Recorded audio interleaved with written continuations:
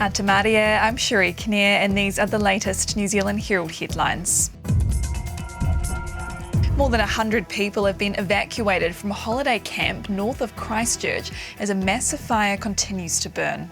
Emergency services were called to Pegasus Beach around 8 p.m. with about 12 fire trucks and 50 firefighters on the scene overnight. Incident controller Colin Russell says heavy machinery was brought in to create a fire break as the blaze moved fast in a southerly direction, directed by the northwest wind. And our main focus has been the evacuation and protection of the Woodend Beach Holiday Park, which was in the direct line of the fire last night. We have successfully evacuated all those people safely, thanks to the planning from the Woodend Holiday Park, and we've also managed to save any property damage, so we have no reports of property damage at this stage. All residents from the Woodend Beach Holiday Park have been evacuated, while several more residents self-evacuated. Those evacuated are being looked after at the local community centre. Also in Christchurch, police are believed to be investigating whether a student who died in unexplained circumstances accidentally fell out of his bedroom window. Samuel Finmore died early on Tuesday morning, just before celebrating his 20th birthday. It's understood there's no evidence he was drinking or was under the influence of any drugs at the time of his death, and it continues to be treated as unexplained. Anger from the tourism industry over the lack of action and clarity from the government. Back in May, the government announced a $54 million recovery fund for the struggling sector as part of the budget.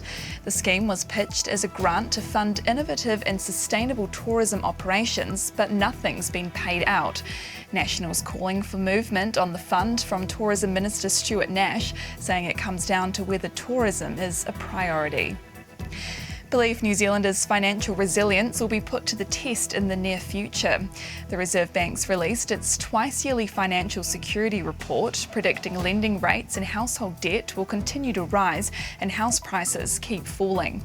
Infometrics principal economist Brad Olsen says with interest rates and the official cash rate predicted to keep rising, more people with mortgages will start to feel the pressure. In the short term, I think there are a lot of households that will be looking very closely at their spending levels to consider how much they're able to afford and what they might have to do to adjust their household budgets to ensure that they can make ends meet. And it's hoped new regulations for buy now, pay later schemes will provide protection to vulnerable communities. The government's announced a slew of regulations for lenders, including standards for disclosure, support for borrowers facing hardship and affordability checks. It's proposing a $600 threshold for the checks.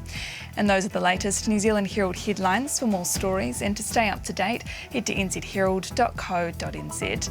Kia pai te rā.